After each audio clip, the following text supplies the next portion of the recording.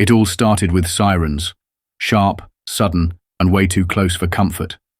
Not the kind you hear in the distance and forget about. These were right there, echoing through the cul-de-sac like a warning bell in a war zone. I stopped mid-sentence, heart thudding, the paper in my hand fluttering as I stared out the garage.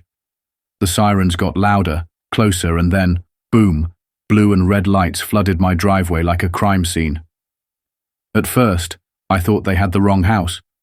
I mean, it was just me, standing in my garage, a Bluetooth speaker quietly playing instrumental music in the background, and a few pages in my hand. Nothing wild, nothing remotely deserving of lights and sirens. But then I saw her. Karen, HOA board member, queen of clipped hedges and passive-aggressive neighborhood emails. She was standing right at the edge of my driveway like she'd been rehearsing this moment her entire life.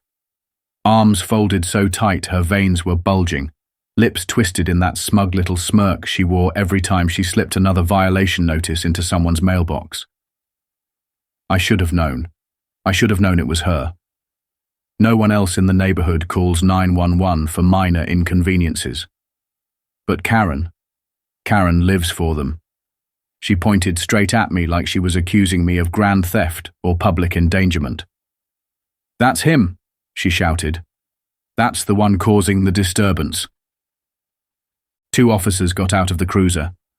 One had his flashlight already on, scanning the front of my house like I had bodies buried under the gardenias.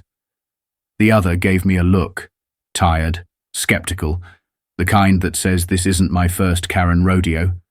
But still, protocol is protocol. They had to take it seriously. The younger one asked, "Sir, we received a call about loud yelling, possible domestic disturbance. What's going on here?" I stared at them, genuinely confused, still holding the crumpled pages in my hand. "I'm reading," I said. "Practicing a speech, that's all." But Karen wasn't done. "Oh no."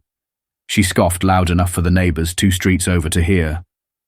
"He's screaming like a lunatic, yelling for an hour straight. He's unstable, officer." Her voice had that mix of fury and fake concern that people like her specialize in. I could see it in the younger cop's face. He wasn't quite sure what to believe. I held up the paper and said it again, slower this time. "I'm reading." A eulogy that got their attention. There was this pause. Not long, but long enough to feel the weight of it. The officers exchanged a glance. Karen opened her mouth to keep going, but for the first time her words faltered. "A eulogy for who?" one of them finally asked. I took a breath, looked Karen straight in the eyes and said, "Walter Reynolds." And everything changed. Karen's face went blank, like I had just hit her with a name she never expected to hear. Her mouth stayed open, but nothing came out. I watched her blink, once, twice, like her brain was short-circuiting. Walter Reynolds, her husband, recently passed, decorated Marine, the man she assumed no one in this neighborhood gave a damn about but her. And yet here I was, standing in my garage, accused of screaming, when all I'd been doing was reading words written from my heart about him. The officers stiffened a little. "Walter Reynolds?" the younger one asked again, this time quieter, almost respectfully. I nodded. "He asked me to speak at his memorial." Karen didn't move, didn't speak. And for the first time since I moved into this community, this perfect little HOA policed slice of suburbia, Karen didn't have a single comeback. She had called the cops on me for honoring her husband, and now, standing in the glow of those flashing lights, with the whole neighborhood watching through their blinds, she realized she might have just made the worst mistake of her life. Karen recovered fast, almost too fast. It was like watching someone snap back into character after momentarily forgetting their lines. Her face, still pale from the gut punch of hearing Walter's name, twisted back into that familiar sneer. She straightened her shoulders, narrowed her eyes at me, and then turned to the officers like she was delivering a closing argument. "He's lying," she said. her voice shaking. Not from fear, but from rage barely contained. Walter barely spoke to this man. He's using my husband's death to get attention. It's sick. It's manipulative. He's been screaming and carrying on for over an hour. This is exactly what I've been warning the board about. This man is unstable. The officers looked at each other, clearly caught between neighborhood drama and actual protocol. The younger one shifted uncomfortably, his flashlight flicking from me to her, then back to me. The older officer, who hadn't said much since stepping out of the cruiser, raised a brow. "Sir, do you have any proof that you were practicing a eulogy?" I held up the pages again, creased now from being clutched in my fist for so long. "You want to read it?" I asked, not out of sarcasm, but out of sheer disbelief that we were even here. It's about Walter, his time in the service, the things he told me, the man he was. Karen let out this bitter laugh, low and sharp. "Walter didn't confide in you," she said, like the idea personally offended her. "He was a private man. He didn't make friends easily, especially not with people who leave their garbage bins out overnight and let their grass grow half an inch too long." That jab didn't land the way she thought it would. The officers were clearly losing patience. The older one sighed, the kind of sigh that carries the weight of years of petty neighborhood disputes and middle-of-the-night noise complaints that turn out to be nothing. "Ma'am," he said finally, "reading something out loud, even if it's passionate, isn't exactly a criminal offense, especially if it's about someone who just passed away." But Karen wasn't listening. She had already stormed up the driveway, barking into her phone, probably the HOA's emergency line, muttering something about noise violations, community standards, and issuing a formal citation for public disturbance with intent to provoke. Whatever that even meant. The cops didn't follow her. One of them gave me a nod, somewhere between apologetic and exhausted. "Just keep it down, all right?" he said. I nodded. They left, and I stood there in the silence she had shattered, speech in my hand, heart pounding. Not with guilt, but with fury. Not because I had done something wrong, but because she had turned something sacred into a war zone. She hadn't just accused me of being loud. She had accused me of dishonoring a man I called my friend. She had twisted the truth, again. And this time it wasn't over mailbox colors or untrimmed hedges. This time, it was about a human being. A bond. A man who meant something to me. A man she apparently didn't think I had any right to grieve. Walter Reynolds wasn't just her late husband. He was the first person in this neighborhood who looked me in the eye like I belonged here. It wasn't much at first, just a nod while walking his dog, a quick Semper Fi when he saw the old Marine Corps sticker on my truck. But over time, those nods turned into conversations. Conversations turned into weekly bourbon sessions in my garage, and what started as two veterans reminiscing became something deeper. Two people quietly building a friendship that neither of us expected, but both of us needed.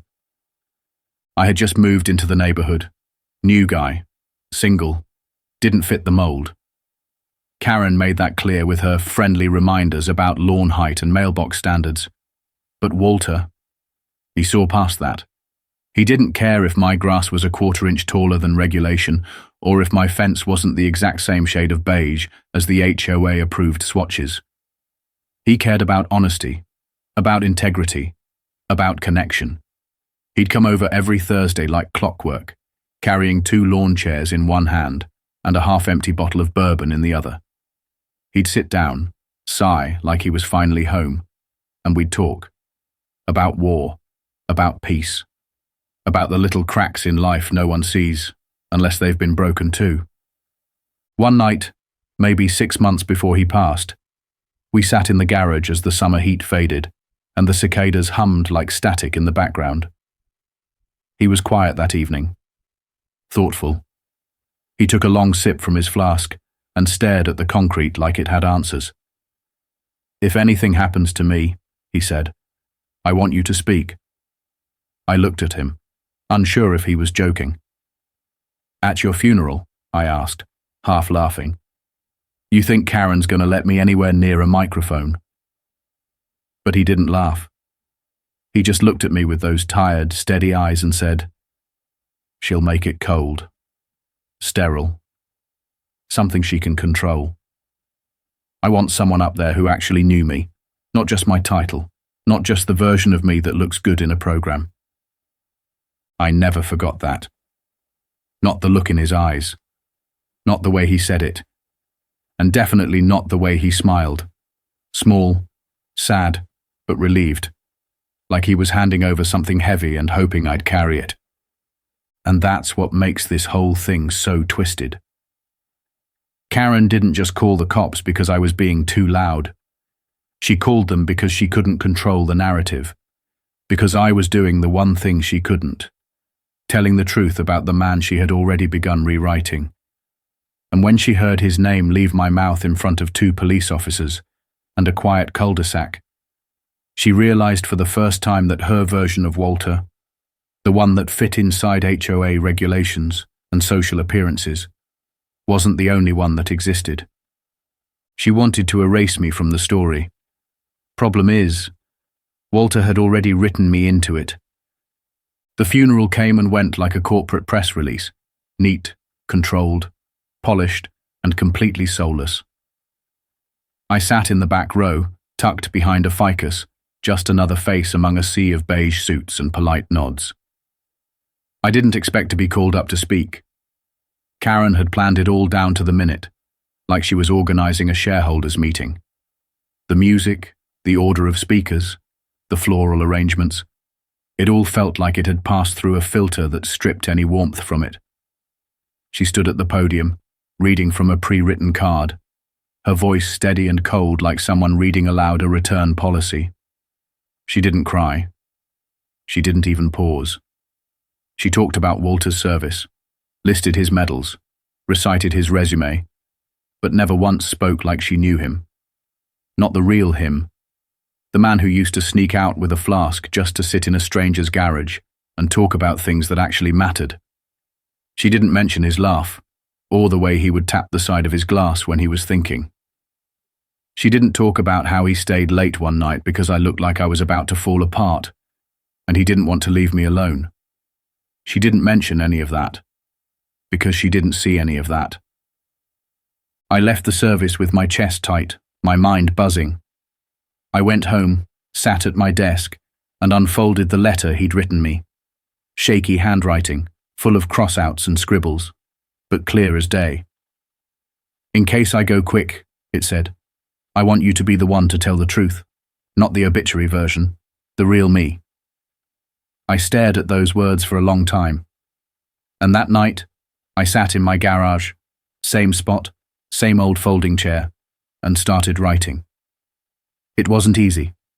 Every sentence felt like I was reaching for something fragile. I wanted to do him justice. I wanted to keep my promise.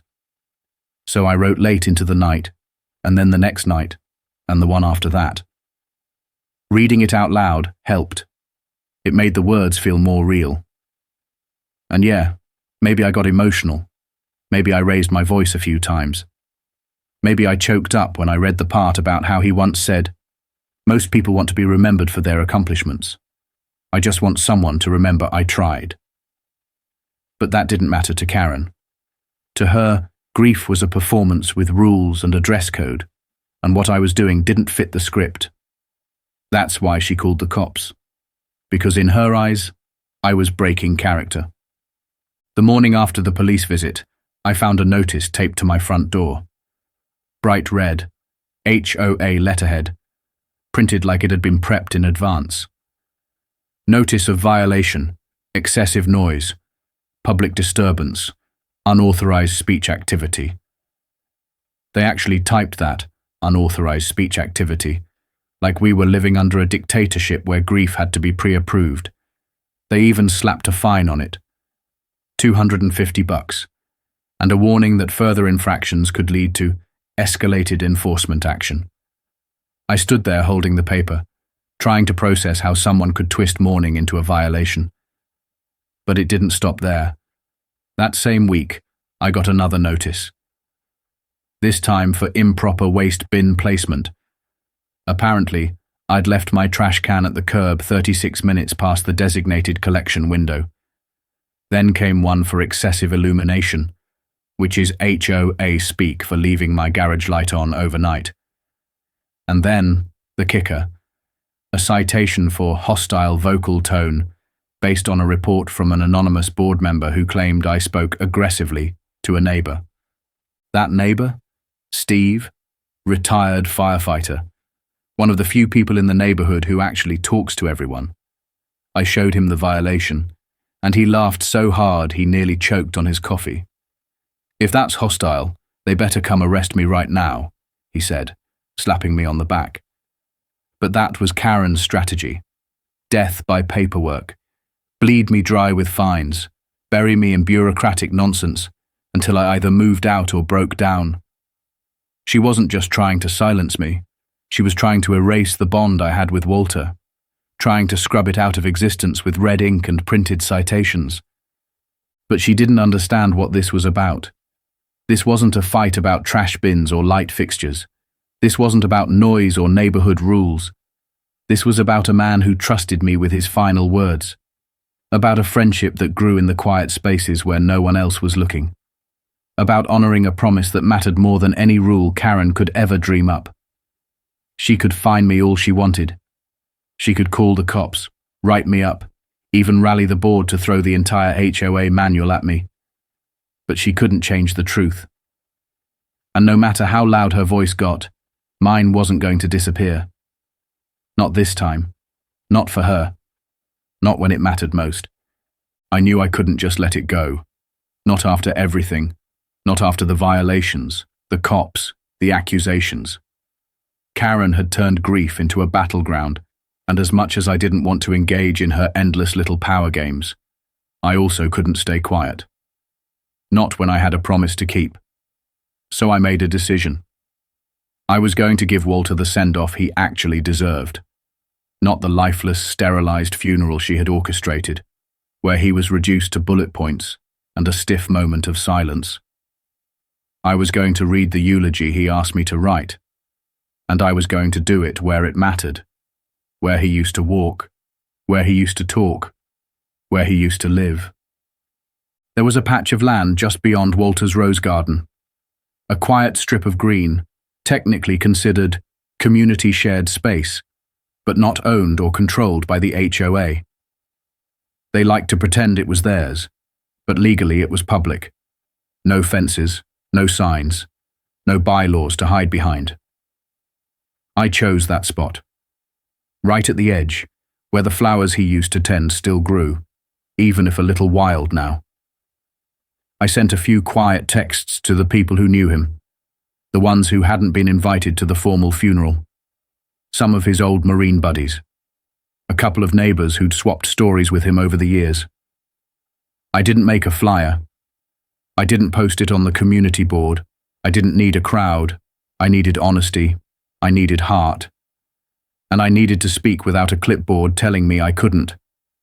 The sun was just starting to dip behind the rooftops when I set up. Nothing fancy. Just a folding chair, a small portable speaker playing the soft guitar tracks Walter used to like, and the eulogy printed on clean white pages. I stood there, looking at the spot where he once helped a kid fix a flat bike tire, where he told me about losing his brother in Vietnam, where he once laughed so hard he spilled bourbon on his boots. One by one, people started arriving. Steve showed up first, nodding at me like he already knew what this was. Then came two men in faded dress blues, their medals dulled, but their eyes sharp. A woman Walter used to garden with walked up, holding a single white rose. I didn't expect many. But they kept coming. Quiet, respectful, some curious, some reverent. Some probably just tired of Karen and everything she stood for. And then, just as I cleared my throat and lifted the pages to begin, I saw her. Karen, storming across the lawn like a hurricane in pearls, flanked by two board members who looked far less confident than she did. She was holding a thick folder, waving it like it was the Constitution itself. Her voice rang out, high and brittle, cutting through the hush like a fire alarm. "This is unauthorized. This is HOA land. You can't gather here without board approval." She marched right up to the edge of the gathering, nostrils flared, eyes locked on me like I had stolen something from her. She turned to the board members, who shifted awkwardly under the weight of the moment. "Do something," she hissed. "He's breaking every rule in the book." But no one moved. No one backed her up. And I didn't flinch. I looked her right in the eyes, then turned back to the crowd and began. I didn't raise my voice. I didn't argue. I didn't need to. I just read. Slowly. Clearly. With all the weight of every conversation Walter and I ever had. I talked about the man behind the medals. The man who once sat with me until 2 a.m., just because I said I was having a rough week. I shared the jokes he told, the pain he carried. The way he once said the quiet of the night reminded him of home more than any parade ever did. I told them how he wanted to be remembered. Not as a symbol, not as a curated story, but as a flawed, good-hearted, fiercely loyal human being. Then, near the end, I reached into my jacket and pulled out the letter. "He wrote this a week before he passed," I said, my voice catching just slightly. "He asked me to speak if he couldn't, and he asked me to tell the truth." I read the last line aloud. "Don't let the rules bury the real me." Silence followed. Not the kind that feels empty, the kind that feels full. Like the moment itself is holding its breath. Karen didn't say anything. For once, she didn't have a single word. Her expression cracked. Just for a second. Her lips parted like she was about to argue, but nothing came out. She looked around and realized. No one was with her. Not the board members, not the neighbors, not the man she had claimed to know better than anyone else. The story she had tried so hard to control had been rewritten, and it wasn't her version that people would remember. She turned and walked away. Not like before. No stomping, no righteous fury, just quiet, hollow, like someone who'd finally realized the power they wielded wasn't real anymore. The board members followed her, heads low, silent. The crowd stayed. No one left. A few people clapped softly. Some nodded. A couple cried. Steve gave me a firm pat on the shoulder. "You did good," he said, his voice low. And I knew then that I'd kept my promise. Not for me. Not for revenge. For Walter. For the man who once said that truth should outlive the people who speak it. Karen had built her world on control, on citations, on fear disguised as order. But truth doesn't need approval. It doesn't need to be sanctioned by a board. It just needs to be told. And that night, in the soft glow of sunset, standing in the same spot where Walter once whistled while pulling weeds, the truth finally got its moment. No bylaws, no clipboards, no interruptions, just memory, just honesty, just him. It was hours later when I heard the knock. Not sharp or demanding like before. This one was soft, hesitant, almost like whoever was on the other side wasn't sure they should be there at all. I opened the door, not expecting anyone, and there she was. Karen, no folder, no phone, no backup, just Karen, standing alone on my front porch in the quiet darkness. She looked different, smaller somehow. Her makeup had faded, like she'd been wiping at her eyes, and the confident, overbearing posture she usually carried had disappeared. She didn't look like the HOA enforcer anymore. She looked like someone who had just realized the story they built wasn't the whole truth. She didn't speak right away. Just stood there, not meeting my eyes, staring somewhere in the middle distance like she was still trying to figure out what she was even doing there. "You knew him better than I did," she said finally, voice low, hoarse. She wasn't angry. She wasn't even defensive. She just sounded tired. I didn't want to believe that. But it's true. I stood there, silent, still trying to read whether this was a trick or something real. But then she looked up, and for the first time since I moved into this neighborhood, I saw it. Grief. Not the polished, performative kind she'd worn at the funeral. Real grief, raw and unfiltered and unguarded. Her lip trembled, her hands clenched and unclenched like she didn't know what to do with them. I thought I was protecting him, she said, shaking her head slightly. Keeping everything neat, structured, safe. I thought if I controlled everything around him, nothing bad would happen. That's what structure is, right? Safety. But maybe it was just for me. Her voice cracked on that last word, and for a moment she was just a widow who had lost the one person she didn't really know how to love the way he needed. I wanted to hate her. God, I wanted to. But I couldn't. Not in that moment. He loved you, I said, soft. But he was lonely. That broke something in her. Not dramatically. No sobbing or collapsing into tears. Just a twitch in her jaw, a slow blink, and then a single nod like she'd finally admitted something to herself that she'd been avoiding for years. She reached into her coat pocket and pulled out a folded piece of paper. She held it out to me without a word. I unfolded it. It was Walter's obituary, the one she'd read at the funeral. All the polished lines, the facts, the accolades, the version of him that fit neatly into a column. It wasn't enough, she said. Would you rewrite it the way he would have wanted? I stared at her, unsure if I was imagining this whole thing. Karen, the woman who had tried to fine me into silence, who called the cops on me for being too loud while honoring her husband, was now asking me to help her see him, to help her remember him the way he really was. And somehow, I knew this wasn't about control anymore. This was about healing, or trying to. I nodded. Yeah, I will. She gave me a tired, grateful smile, the kind of smile that costs something to produce. Thank you, she whispered. Then, after a pause that stretched just long enough to feel heavy, she added, for giving him back to me, even just for one night. And then she left. No dramatic exit, no angry words. She just turned and walked away into the night, the porch light catching the edges of her silhouette as she disappeared down the street. I stood there for a long time, holding that obituary in my hands. Everything around me was quiet, peaceful in a way it hadn't been since all of this began. It wasn't closure, not completely, but it was something. Something real. Something I never thought I'd get from her. I walked back inside, sat down, and started writing. Not because I owed Karen anything, but because I owed him.